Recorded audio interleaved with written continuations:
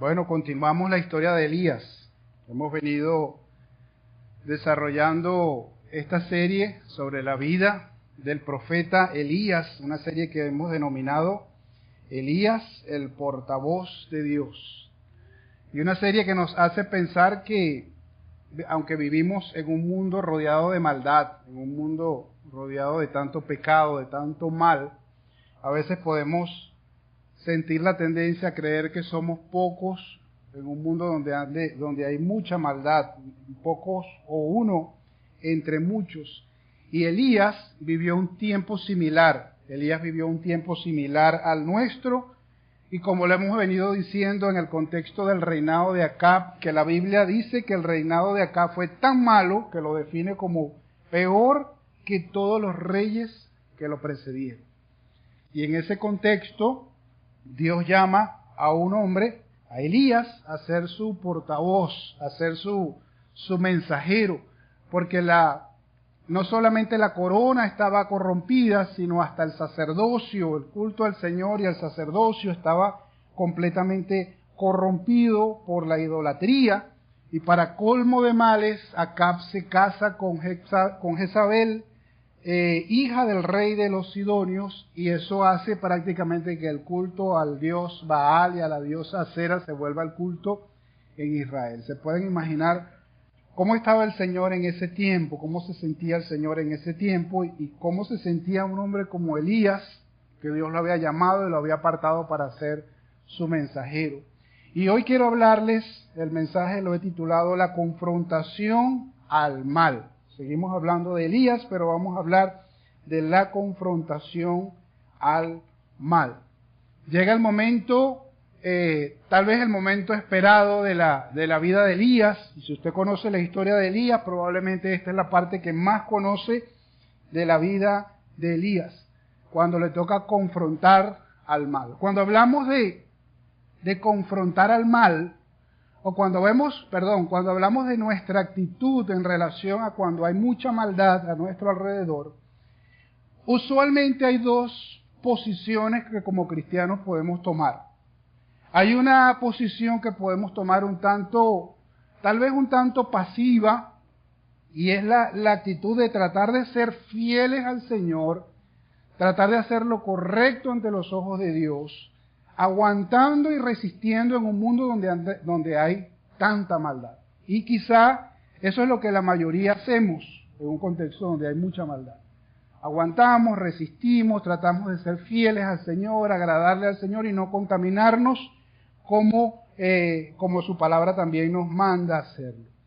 Pero hay otra actitud un poco más osada, que es la actitud de confrontar a la maldad o confrontar al mal, confrontándolo con acciones concretas, confrontándolo con denuncias, confrontándolos con demostraciones de un Dios justo y verdadero. Y esa es la actitud que toma Elías. Ahora, lo cierto es que en la historia no ha habido muchos Elías, pero sí hacen falta Elías que hagan o que tomen esa actitud para vencer el mal y para poder transmitir el mensaje del Señor en un mundo lleno de maldad. Necesitamos Elías en el sentido de hombres o mujeres que estén dispuestos a confrontar la maldad. Bueno, la historia continúa. Si recuerdan la semana pasada dejamos a Elías en Sarepta de Sidón. ¿Recuerdan? Allí estaba viviendo en casa de una viuda que le había dado una habitación para estar allí. Dios había bendecido esa casa y en medio de tanta hambre, Dios le proveyó a esa familia, a esa mujer y a ese hijo que ella tenía, a alimentar a Elías. Y probablemente Elías pasó allí el resto de los 3 años aproximadamente. Y vamos al capítulo 18 de Reyes, donde dice que después de un largo tiempo, en el 3er año, la palabra del Señor vino a Elías y le dio este mensaje: ve y preséntate a Acab, que voy a enviar lluvia sobre la tierra. Y quiero resumir un poco lo que pasa a partir de allí, versículo 2 al versículo 15, porque es el contexto que nos ayuda a entender un poquito más la situación. Dice a partir del versículo 2 que había mucha hambre en Samaria, es decir, en la parte norte del pueblo de Israel. El pueblo seguramente estaba desesperado, el hambre era tal que ya había llegado a palacio, ya hasta el mismo rey no hallaba cómo conseguir lo necesario y manda a buscar agua por todo el país.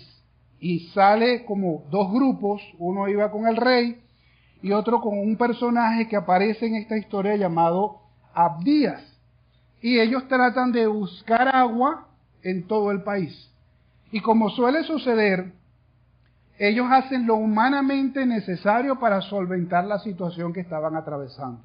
Aunque lo que estaban atravesando era consecuencia del pecado, aunque lo que estaban pasando era consecuencia de la idolatría, en lugar de arrepentirse como lo que es lo que el Señor quiere, humanamente tratan de solventar la situación, como buscando agua, porque eso es lo que necesitaba. Y eso hace el rey Acab. Así se comporta el ser humano. Muchas veces, muchas de las cosas que está viviendo es consecuencia del pecado, pero en lugar de alejarse del pecado o apartarse del pecado, lo que trata es humanamente de buscar soluciones. Y aparece en escena un personaje, como les mencioné, que es otro profeta llamado Abdías. Pero este profeta era mayordomo del rey. Y dice que Acab manda a llamar a Abdías, dice, quien administraba su palacio, y nos da una característica de Abdías. Dice que Abdías era temeroso del Señor. Pero trabajaba en palacio, trabajaba junto al rey Acab. Y por eso les mencionaba que a veces hay actitudes tal vez un tanto pasivas, y quizás Abdías representa un poco esa actitud. Tal vez, no lo sabemos, el texto no lo dice, en algún momento expresó su desacuerdo con lo que Acab estaba haciendo, no sé, pero él estaba allí, ese era su trabajo, y él seguía haciendo su trabajo. Y la Biblia dice que era temeroso de Dios, o sea, probablemente él siguió solo adorando al Señor. Pero lo que sí el texto nos dice es que él trató de hacer algo por lo menos para ayudar en un contexto de tanta maldad. Cuando se dio cuenta que Jezabel estaba acabando con todos los profetas, él agarró a 100 profetas, dice el versículo 14, y los escondió en 2 cuevas y les daba comida y les daba bebida y les salvó la vida, pues prácticamente. Sin embargo, a este Abdías es el que le dan la tarea de ir a buscar agua. Y en ese proceso de ir a buscar agua, como lo vimos, como leyó nuestro hermano Carlos, Abdías se encuentra con Elías. Y Abdías, temeroso, no se imagina que Elías está dispuesto a confrontar a Acab. Y en principio le da temor cuando se encuentra con Elías. Ahora, el texto, o a partir de aquí, yo quiero que veamos en la historia de Elías algunas pautas que nos da la palabra del Señor a la hora que nos toque confrontar al mal o que nos toque confrontar la maldad. Ojo, es algo que no es fácil hacerlo, es algo que no cualquiera lo va a hacer, pero el mundo necesita Elías, hombres o mujeres que estén dispuestos a hacer lo que hizo. Hay muchos Abdías que tratan de ser temerosos de Dios, tratan de hacer algunas cosas buenas para tratar de agradar a Dios en un mundo de maldad, pero hay pocos Elías. Y hoy en esta mañana yo quiero que pensemos en Elías, ¿qué podemos aprender de él? Y lo primero que aprendemos de Elías es que para poder confrontar la maldad, primero necesitamos tener la seguridad que el Señor quiere que lo hagamos. Eso es lo primero. Cuando Elías se encuentra con Abdías, por cierto que este Abdías no es el mismo profeta de los profetas menores, por si acaso, es otro personaje. Elías le dice, tan cierto como que vive el Señor de los ejércitos, a quien sirvo, te aseguro que hoy me presentaré a Acab. Él estaba seguro, no tenía temor, de presentarse al rey Acab. ¿Por qué Elías tenía esa seguridad? Porque Elías era un hombre que le gustaba, la pelea, porque Elías era un hombre pendenciero o altanero. ¿Y dónde está Acab que yo me quiero presentar delante de él? No era por eso. Hay personas que les gusta confrontar la maldad, le gusta confrontar lo malo, pero por la motivación equivocada. Y es porque les gusta la confrontación, es porque les gusta la pelea, es porque les gusta tomar ese tipo de actitud, y son esas personas que dicen, no, yo no me quedo callado cuando yo veo algo malo, o yo digo las cosas como son. Pero ese no es Elías, y eso es muy importante que lo tengamos claro. Elías está haciendo lo que está haciendo no por altanero, no por grosero, no por pendenciero, lo está haciendo porque Dios se lo dijo, porque el Señor se lo pidió. Versículo 1, lo vuelvo a leer, o una parte del versículo 1. La palabra del Señor vino a Elías y le dijo, ve y preséntate ante Acab. Entonces, ¿qué está haciendo Elías? Obedeciendo. Y no solamente eso, ya Elías se había preparado para eso. ¿Se acuerdan que tengo 2 semanas diciéndoles que los primeros 3 años fueron años de preparación para poder enfrentarse a Acab? Porque no cualquiera se va a enfrentar a un rey, especialmente en ese tiempo. Entonces ya él tuvo un tiempo en el arroyo de Querib, preparándose, pasando tiempo con Dios, disfrutando de la provisión y del poder de Dios, pero preparándose para este momento. Y había pasado otros años más en Sarepta de Sidón, bien alejado de lo que estaba pasando en Samaria, porque tuvo incluso que salir del país para prepararse. Y en este caso, él está actuando porque Dios lo está enviando a confrontar al rey Acab. Entonces, lo primero es eso, tener la seguridad de que es el Señor que quiere que lo hagamos. Santiago capítulo 4, versículo 7, Dios nos da una pauta para vencer al mal.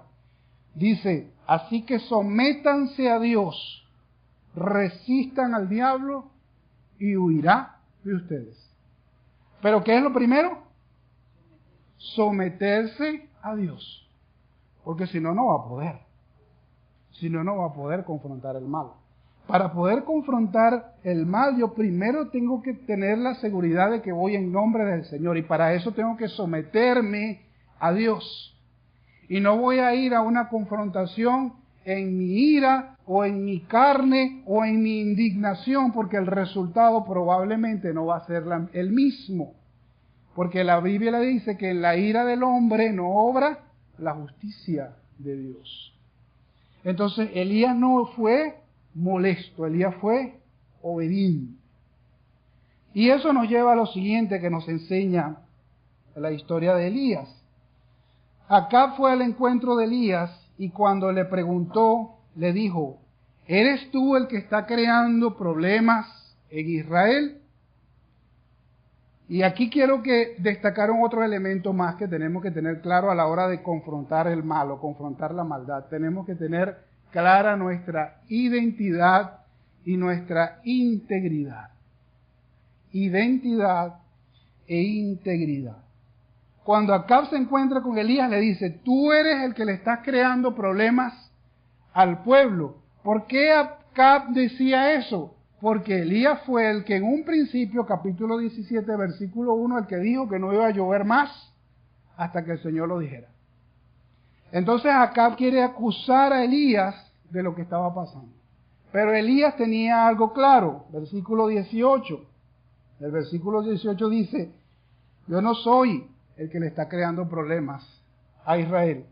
Quienes se los están creando eres tú y tu familia. ¿Por qué? Porque han abandonado los mandamientos del Señor y se han ido tras los Baales.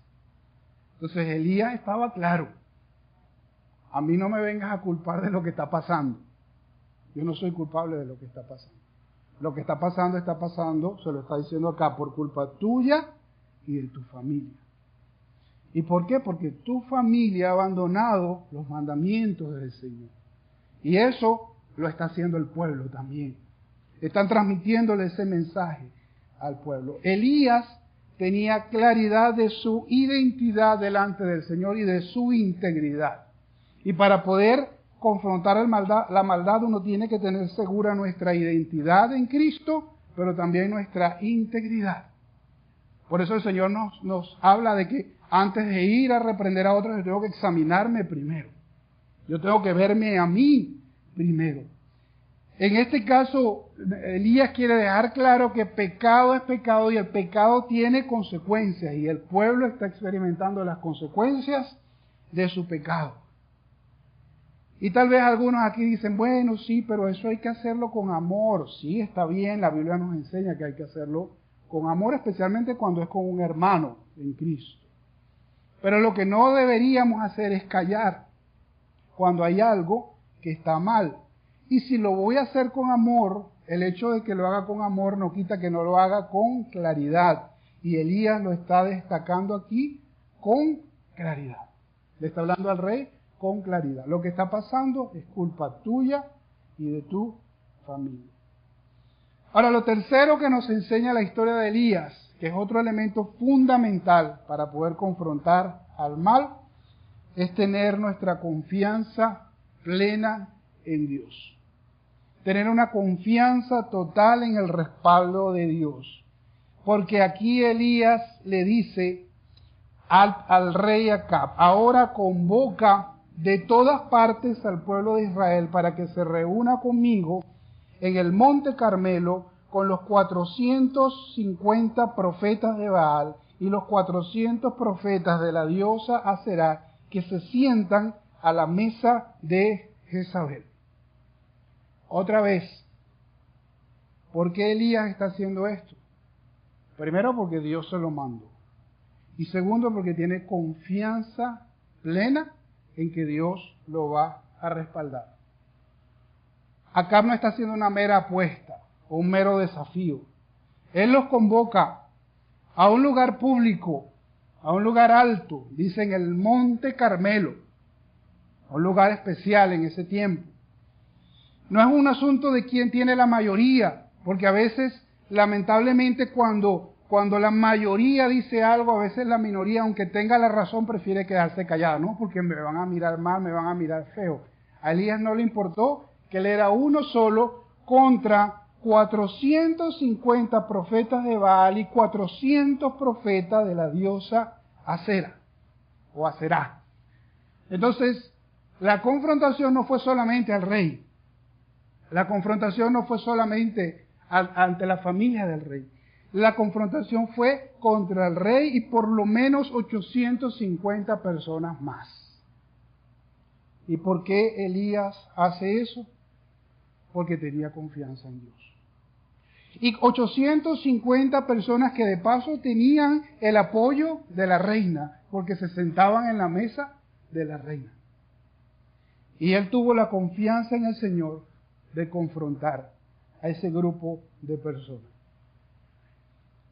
Una de las cosas maravillosas del Evangelio y del cristianismo es que el cristianismo, cuando comienza, después que el Señor Jesucristo comisiona a sus discípulos a salir, de alguna manera la historia nos demuestra que el cristianismo desafió al imperio más poderoso que había en ese momento, que fue el Imperio Romano.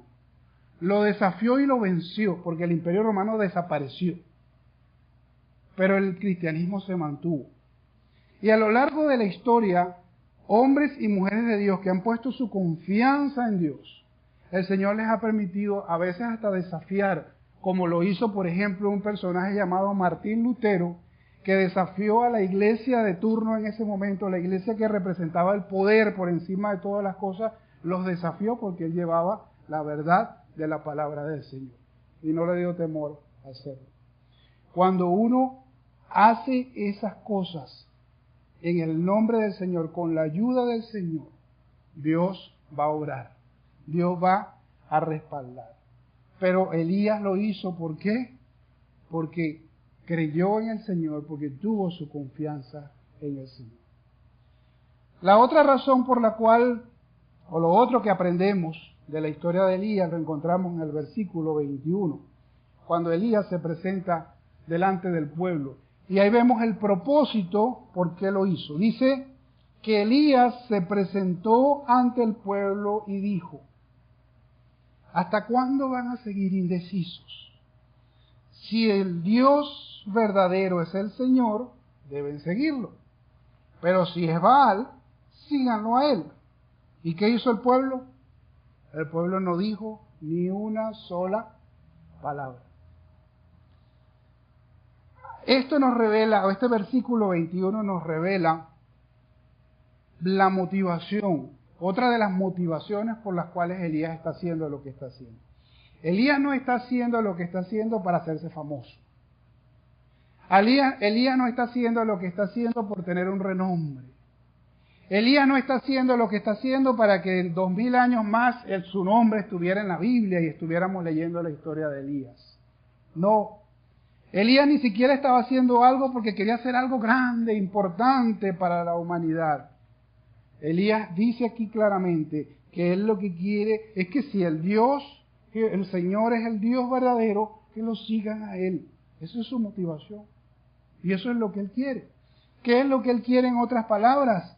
Exaltar al Señor. Poner en alto el nombre del Señor. Pero el pueblo, silencio. Porque en un mundo lleno de maldad, en un contexto de tanta maldad, la tendencia de las personas es a guardar silencio. La tendencia de las personas es a la ambigüedad o a ser indecisos. Y por eso insisto en que en la historia hacen falta muchos Elías. Muchas personas que tomen la actitud de que tomó Elías. Y Elías le hace la propuesta al pueblo, le hace la propuesta al rey y le hace la propuesta al pueblo. Dice los versículos 23 y 24, tráiganos 2 novillos, que escojan ellos uno, refiriéndose a los profetas falsos, pero sin prenderle fuego. Yo prepararé el otro novillo, dice más adelante, tampoco le prenderé fuego. Entonces invocarán ellos el nombre de su Dios y yo invocaré el nombre del Señor. Y el que responda con fuego, ese es el Dios verdadero. Esa es la propuesta. Fácil, ¿no? Facilito. Algo imposible. Algo difícil. Depende del Dios en que creamos. Ese es el punto. Depende cuál es el Dios que yo creo. Yo creo en un Dios poderoso, que está vivo, que es real. O yo creo en un Dios que sí, en la Biblia se habla de las cosas que Él hacía, pero hoy no, ya no. Eso es lo importante. Aquí no se trata de quién tiene la mayoría. Aquí no se trataba de escuchar opiniones. Aquí lo que se trataba es que si Dios es verdadero, si es real o si no lo es. Y por eso Elías hizo este desafío. Y de hecho hace un desafío en el ámbito de la adoración, porque ese era el problema del pueblo. El pueblo estaba adorando dioses falsos, dioses que no existen, dioses que estaban muertos, que no existen. Y Elías representaba a un Dios verdadero. Y es un asunto que sigue siendo el problema hoy en día. Muchas personas están perdiendo su tiempo hoy en día adorando dioses falsos, dioses que están muertos, que no viven. La gente cree simplemente que es un asunto de religión. Y por eso hay personas, sobre todo hoy en día, que dicen, no, bueno, todas las religiones tienen algo de bueno. Todas son chéveres, cada quien escoge la que le gusta. Y eso suena muy, muy cool y muy chévere, pero no es lo principal. Porque voy a perder yo mi vida rindiéndole culto y adoración a algo que no existe. O voy a dedicar mi vida a creer en un Dios que es real y que es verdadero. Entonces no se trata de escoger una religión que me ayude y que sea chévere, donde tenga un grupo de amigos y donde yo me sienta mejor, porque si fuera eso, yo le diera toda la razón a las personas. Bueno, vaya a la iglesia que usted quiera, donde se sienta chévere, donde se sienta mejor, la que le ayude a crecer, y probablemente muchas van a ayudar a la gente. Le van a ayudar de diferentes maneras. Pero ese no es el punto. El punto es a cuál Dios estoy sirviendo, si al Dios verdadero, al Dios real, o estoy perdiendo mi tiempo siguiendo algo que no es real. Y ese es el desafío que Elías le plantea al pueblo. Y esa es la pregunta que básicamente Elías le está haciendo a ellos. Y esa es la pregunta que nosotros podemos hacerle a otras personas. El punto es, lo que tú estás adorando es algo real, es algo verdadero, es algo que existe, de verdad. Y bueno, luego viene los versículos 25 al 26, estoy resumiendo, describe lo que sucede. ¿Qué hace Elías? Le da la prioridad a ellos. Le dicen, preparen ustedes primero su novillo, invoquen a sus dioses. ¿Y qué hicieron ellos? Prepararon, invocaron sus dioses, dice desde la mañana hasta el mediodía. Gritaron, dieron brincos alrededor del altar, pero ¿qué pasó al final? No se escuchó nada. Nadie respondió. Entonces Elías les dio la prioridad, les dio tiempo, les dio espacio para que hicieran lo que ellos quisieran. Pero nadie respondió. ¿Por qué nadie respondió? Porque nadie iba a responder, porque eso no existe. Lo que ellos estaban adorando no existía. Y lamentablemente hay muchas personas hoy en día que están ciegas, dedicando su vida a cosas que no son reales.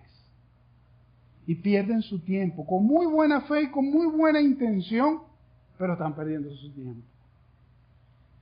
Entonces, al mediodía dice que Elías ya empezó a burlarse de ellos. Griten más duro, háblenle más fuerte, debe ser que está ocupado. Es más, no, la Reina Valera no lo traduce literal, pero ¿saben lo que literalmente Elías les dice al mediodía a los profetas? Debe ser que está en el baño haciendo sus necesidades. Y por eso no les responde. Bueno, sin embargo les dio más tiempo. Dicen los versículos 28 al 29 que Elías les dijo, griten más fuerte. Y ellos empezaron a gritar más fuerte. Se cortaron con cuchillos y lanzas hasta quedar bañados en sangre. Pasó el mediodía y siguieron hasta la hora del sacrificio vespertino, es decir, hasta aproximadamente las 3 de la tarde. Pero al final otra vez no se escuchó nada, pues nadie respondió ni prestó atención. Y miren todo lo que hicieron. Miren todo lo que estuvieron dispuestos a hacer. Y eso me llama la atención porque a veces, y no estoy diciendo que nosotros tenemos que hacer lo mismo, pero a veces hay personas que son más devotos y son más expresivos en su adoración a un Dios falso que nosotros a un Dios verdadero. Porque ellos estuvieron todo ese tiempo, desde la mañana hasta las 3 de la tarde. Nosotros estamos 1 hora, 1 hora y media aquí y ya estamos, ya me quiero ir. Pero ellos estuvieron desde la mañana hasta casi las 3 de la tarde, tratando de invocar a un Dios falso, que le respondiera, que hiciera algo. Pero luego viene Elías. ¿Qué hizo Elías? A partir del versículo 30, resumiendo un poco, primero los invitó a acercarse, reparó y edificó el altar al Señor, porque de paso el altar estaba destruido, lo tuvo que reparar delante de ellos. Con unas piedras edificó un altar, colocó el sacrificio. Y luego de colocar el sacrificio, pidió que le trajeran agua, y 3 veces bañaron el sacrificio en agua. Yo veo aquí a un Elías seguro, confiado, calmado, con pausa, se tomó su tiempo. Y yo me imagino, no lo dice el texto, pero yo me imagino que mientras Elías estaba haciendo eso, había un montón de personas burlándose de él. Estoy casi seguro que eso pasó. Porque era él solo contra 850. Y seguramente se estaban burlando, pero él estaba seguro. Él estaba confiado. Y luego hace una oración. Y yo quiero poner la lupa en esa oración, porque esas palabras son clave. Elías le dice, versículo 37 al 39, Señor, que todos sepan hoy que tú eres Dios en Israel y que yo soy tu siervo y que he hecho todo esto en obediencia a tu palabra. ¿Se dan cuenta? Respóndeme, Señor. Y luego dice, para que esta gente reconozca que tú, Señor, eres Dios y estás haciendo que su corazón se vuelva a ti. Y me gusta mucho esta oración porque demuestra todo lo que les vengo diciendo. La motivación por la cual Elías está haciendo lo que está haciendo. No es porque él no quiere quedar mal, no es porque él quiere destacar, no es porque él se cree mejor que los demás. No, él lo que quiere es que las personas se vuelvan a Dios, se vuelvan al Señor. Y en obediencia al Señor está haciendo lo que está haciendo. Y eso nos lleva a preguntarnos, cuando nosotros hacemos lo que hacemos día a día, no solamente aquí en la iglesia, sino cuando salimos de aquí, en el lugar donde trabajamos, en el lugar donde estudiamos, en el lugar donde vivimos, donde nos movemos, ¿cuáles son nuestras motivaciones? ¿A quién queremos exaltar? ¿A quién queremos poner en alto? ¿A quién queremos que la gente alabe, exalte y glorifique? Porque eso va a determinar el resultado de nuestras acciones. Y cuando hacemos las cosas a la manera de Dios, Dios respalda. Dice el texto que en el versículo 38 dice que cuando Elías hizo esta oración, ¿qué pasó? Cayó fuego del Señor y consumió todo el holocausto, secó el agua que había allí. Versículo 39 dice que todos se postraron y exclamaron, el Señor es Dios. Y el versículo 40 dice que Elías mandó a capturar y a ejecutar a todos los falsos profetas. Ahora, yo no estoy diciendo todo esto para que usted mañana salga a buscar que caiga fuego del cielo y queme no sé qué cosa y mande a ejecutar a un montón de gente. No, porque esa no es la idea. Si no, me expliqué mal. El punto es que vivimos en un contexto de maldad y tenemos que ser fieles al Señor y estamos llamados muchas veces a confrontar la maldad y tenemos que pedirle al Señor sabiduría para cómo hacerlo de la manera correcta. Y si lo hacemos de la manera correcta, el Señor no nos va a defraudar. El Señor no nos va a avergonzar, se los aseguro. Si lo hacemos de la manera que el Señor quiere.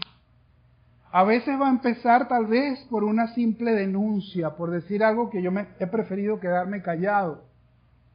Pero otras veces va a implicar hacer algo con la autoridad del Señor y confiando en que el Señor me va a respaldar, pero sobre todo confiando que el que va a salir glorificado es el Señor y no yo. Y si lo hago de esa manera, el Señor me va a respaldar. Romanos 12:21 dice, no te dejes vencer por el mal. Al contrario, vence el mal con el bien. El bien, aunque parezca mentira, es mucho más poderoso que el mal. Solamente que el mal parece ser más poderoso porque son más las personas que lo siguen. Son más las personas que siguen, se dejan llevar por la influencia del mal. Pero lo que nos enseña el Nuevo Testamento, lo que nos enseña después del Señor Jesucristo, es que no debemos dejarnos vencer por el mal, sino que tenemos que vencer al mal con bien. Es decir, no tenemos que estar ya orando para que caiga fuego del cielo y consuma un holocausto e ir a matar profetas falsos. No. Lo que tenemos que hacer es hacer las cosas como Dios quiere y hacer cosas buenas.